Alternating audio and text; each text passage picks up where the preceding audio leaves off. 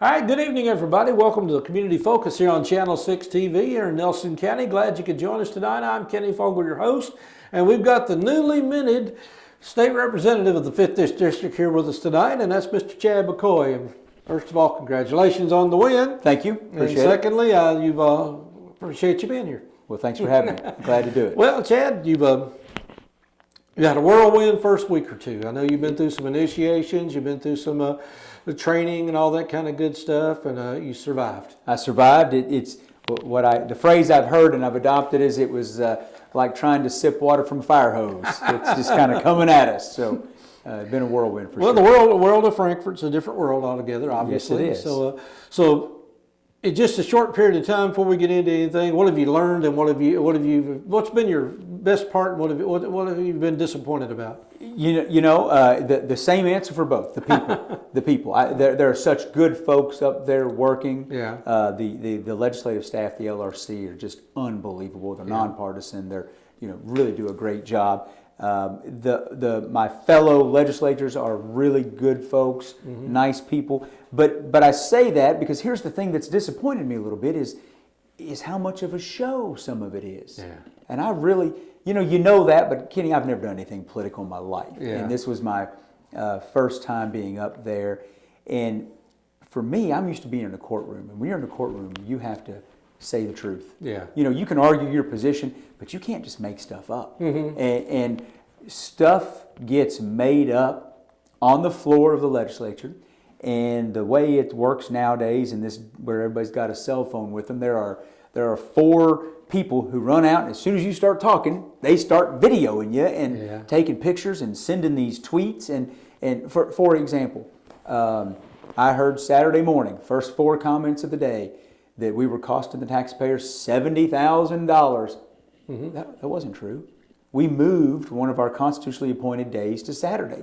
We didn't cost the taxpayers a penny, but nobody cares whether that's true or not. It just, and then it became the truth, even though there's no truth to it. Well, one of the things, and this is a friend of mine, was that run for state representative years ago, and he ran, I won't say which party he was in, but he told me, he said, when I get to Frankfort, I'm going to be just independent. I'm not going to deal with either party, but I said, no, you've got to be. Right. I said, the partisanship in Frankfort is unreal. People don't understand it until they get there. Your assignment for where your desk is going to be or where your office is going to be based on partisanship. Everything seems to be based on partisanship. Right. How do you escape that? I don't know that you can, and it's frustrating and troubling. And I think the best you can do is remember who sent you there. And when you get up there, try to evaluate everything based on the folks that sent you there. And is this good? In my case, is this good for Nelson County or not? Well, you and I are of opposite parties. Absolutely. People know that.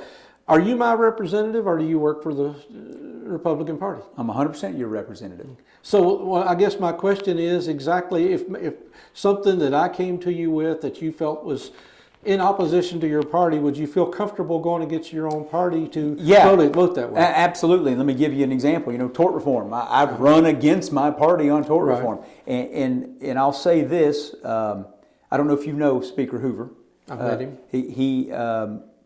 I don't know him that well, but I'm going to tell you, he is seeming to be a very honorable person.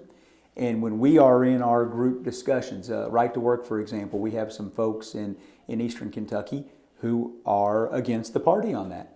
And he understands that. And he even said it to me on tort reform. You all need to vote for your district. I understand that. You're never going to be kicked off of committees or punished somehow. He said, we've got more in common than we have not. But when we're not in common, that's okay. You got to do what you got to do. Okay, well, let's get into a couple issues. You mentioned Right to Work. How difficult was Right to Work as far as, I'm sure I know how you voted, but how difficult was it to make a decision one way or the other? I know you studied both sides of the issue before you made a decision. Yeah, and first of all, remember back to the election. My opponent was a union person, and it became, not because I wanted it to be, but it became the only issue in our election. And so for me, that decision on how I was going to vote on Right to Work and prevailing wage, that was made November 8th. And consistent with the way people in this county voted, I got more comments telling me to vote for it than I did getting to vote against it. But just so you know, Kenny, I'm smart enough not to believe the rhetoric from either side. Yeah. You know, everybody likes to pick and choose what they're going to tell you. I did a lot of independent research on it, and I told a group today, you may disagree with me, but I'm going to promise you this: I came at it in good faith, and I have a clean heart and a clean mind about it. I feel like at the end of the day, we're going to say, you know what, that was the right thing to do. And why? I mean, what do you think? Yeah, what do you think the results of the right to work legislation? So two things. Number one, I don't think it's going to impact unions as much as they might be saying in order to fight it. And I get that they need to do that to fight it. But I really, people who are in a union and like being in a union are going to continue to be in a union. And I think we're going to find that it's going to make the unions a little leaner and a little better and a little more proactive. In my law practice, it's not an exaggeration to say twice a month, somebody will come see me about something and I'll say, whoa, that's a union issue. Have you gotten to your union steward? Yeah, but they won't do anything for me. Yeah. So I'm hoping that what we see is the unions get better because we need them. There's no doubt about it. They do a great job. They help the workers, and I'm all for that. And people still can be in them. There's no doubt. But at the end of the day, and again, whether you and I agree that this is right or wrong, I think we would agree that this is a reality. And I'm talking to some people in Chicago about this to shore it all up. But when corporations are going around to decide where are we going to move, where are we going to expand, there's a checklist of stuff that these human resource companies look at, then they report to management. And I'm not telling you, Kenny, by any stretch that it's the issue, that it makes or breaks it. Yeah. But it's certainly one of the things that you get a check mark either in your column or not. And we have in Kentucky, unfortunately, we had a whole bunch of things we weren't getting check marks in our column. Now, it's hard to see that here in Nelson County because we're doing pretty well. Yeah. We've got good jobs, but look at Eastern Kentucky. Coal is gone. Nothing's moved in to take its place. We've got a lot of fellow Kentuckians that are just dying on the vine out there. There's a fact that a lot of states surrounding us have went right to work. Was that a factor? It was a huge factor in it. I mean, it became almost irrespective of whether it's good or bad in that beauty contest of move here, without us having that check mark in the box, it was easy for us to lose out. And it's not just right to work. It's not just prevailing wage. It's tort reform, and that's another one of those issues that we hear all the time. Well, people aren't wanting to move there because you all don't have tort reform, but Indiana does or Tennessee does. So, do you feel like workers are still protected to a large degree, or how's this going to affect the average worker? Union or non-union? Right. I think they're going to be okay. When you really get in and look at the numbers, I know a lot of people like to throw the statistic around that right to work states have lower wages, but the reality is they're in the South. We have lower wages, and so I'm not sure that's the actual measuring stick we need to be using. We ought to be looking at how many people are working, what kind of jobs do they have, what's the growth of those jobs, and then what's their disposable income, because that's the real measure of how you're doing in the world. After you've paid your bills, do you have anything left over? I think we're going to see, and in Nelson County we're already seeing it, but it had nothing to do with it one way or another. There's going to be so many jobs needed. Wages have to come up. It's supply and demand. Yeah. Well, the other big issue on that particular Saturday was the abortion issue. Yeah. And obviously, that was one that was battered back and forth between a lot of special interest, and even the attorney general said he's not going to even defend it. So, so at this point, it's still not. I guess it's settled, but what's that going to really amount to? Well, you've got a doctor's perspective, not besides yourself. I mean, absolutely. So we had two different things come up on abortion, and the first bill was the ultrasound pre-abortion bill that before you can have the abortion 24 hours, you got to go have the ultrasound. Right. That one is in a lot of states and has been upheld before. It's been shot down once in South Carolina, oddly on a First Amendment of the doctor, because the bill says that a doctor must describe the ultrasound to the patient. And so the court in South Carolina, I think it was South Carolina, said, well, you're infringing on the doctor's rights on what he has free speech or she has free speech over. I feel good about that one from a constitutional standpoint. I think that one is going to be okay at the end of the day. Yeah. And I even think Attorney General Beshear has agreed to defend that one. Now, the 20-week one, that's a little different ballgame, and clearly, and this is me talking, I hope you understand, this is not, I'm not reading the tea leaves from the Republican Party. I'm just sort of, we adopted a bill that came out of Ohio. We adopted it pretty much verbatim, and Ohio adopted it from somewhere else pretty much verbatim. And why I think that is because ultimately, and let's go back all the way up to Trump now, Trump's going to get to make a Supreme Court pick, and maybe get to make more than one as he goes through his career. I don't. I think ultimately they're going to make a run on Roe v. Wade, and I think that's what we're seeing a global setup for. Yeah, and so you come down to 20 weeks. There's some question whether a baby's viable at 20 weeks, and viability being the standard that came up in Roe v. Wade. I think we adopted what Ohio did. They adopted what whoever did, so that we have common language, so that when a court rules on it in one state, we can use that to show our courts, oh, it's the same language, this was upheld, And I think as you watch this kind of case wind through, and I don't think the Republicans would make any secret about it. If we could get rid of abortion, I think there's a lot in the party that would say, yeah, we don't want to have abortion, because they view it very differently, that it was we're not hurting women, we're protecting an innocent life.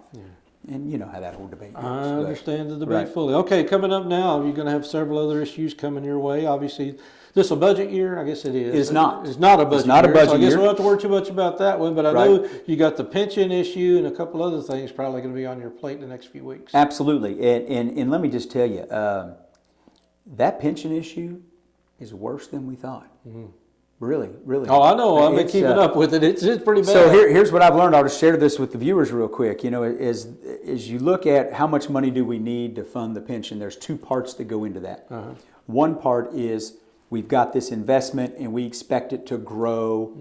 And then the next part is the current workers who are helping add to the pension. Right. The assumptions, the model that we've been using, and that model brings us to a $32 billion hole, assumes that our assets are going to grow at 8%. And they haven't been. And I can't understand that either, because I think I could throw a dart at a dartboard and do better than some of those investors. Absolutely. And you're never going to get 8%. Now the counter argument is, but for the last 30 years, that's been the historical average. Well, since 2003, that's not been. So to me, we're already using funny math. Now, the second part of that people putting in, the assumption is it's going to grow at 5%. Apparently, it's -3%. So here we are as a government, and to me, this has just been horribly irresponsible. We're trying to come up with a number, and we're using inputs that we know are just made up. They're just not accurate. And even with those inaccurate numbers, we have this big hole. Now, one other problem. Are you familiar with GAAP, Generally Accepted Accounting Principles? So there is a GAAP method, and it's called GASB when it gets to the government. They generally accepted whatever. GASB never had a standard for how to calculate your pension deficits. They came out with one this year. When you apply that generally now accepted practice to our pension, we go from 30 billion into the hole to something like 50 or 60 billion in the hole. So to me, it's just troubling, because I feel like as a member of the public, not only have they just kicked the can down the road, and it's both sides. Well, I've watched it very closely. But they've also, I think they've tried to pull the wool over eyes in some manner. And so now what we're hearing is it's a bigger problem than we thought. So real quick, the governor has had the audit going on. We're going to get 3 reports from them. One is, where are we now? Number 2 is, how do we get out of it, or what can we do? And number 3 is some recommendations. Those are not going to be done until later in the summer. We're getting them in steps. I think we're getting the first one like right now. So I expect to see pension be a special session. I don't think we're going to tackle pension during this. We've got 25 days left. And Senator and I did a coffee on Monday morning, and he said, and I had not heard this, Kenny, that we may even cut this session short and save 5 days to do a special session maybe in the fall. That way it just saves a little money. Right. And along those same lines is tax reform. Again, this Is that going to happen? It's going to happen. but not in this session. But I think we're going to have a special session. Oh, okay. And this one, again, comes down to that beauty contest between us and the surrounding states. Again, when these places are looking, they want to say, where are we going to help our employees? Well, if we can move our employees to a place that doesn't have 6% taxes, maybe like Indiana where it's only 3, or Tennessee where it's 0, and there's pros and cons on all sides of that. But I think you're going to see those two big issues be moved to a special session where that's the sole focus. Well, you got your, and this is the dilemma most all the legislators face. Obviously, you know, you want to cut those taxes for people to attract them to Kentucky, but at the same time, you definitely need more revenue for a variety of things, pension being one, and other issues as well. I mean, Medicaid, I don't know how Medicaid's going to come about. Roads issue, yeah, I know the road fund has been suffering for the last several years, so it's all over the place as far as gas tax. So exactly, a lot of issues there. It really is. It really is. And I think that's why folks are thinking we ought to do a special session on those issues and kind of clear out the. Are we looking at revenue neutral? Are we looking at raising revenue? Are we looking at cutting revenue? I mean, or is there anybody know? Nobody knows. Okay. Nobody knows. You know, the words I hear are expanding the base. Yeah. I've heard that. And then you hear, are we going to go to more of a sales tax based, a consumption based system? That's what Tennessee did. Yeah. I don't know that we could afford to do that here. Indiana seems to have a more blended.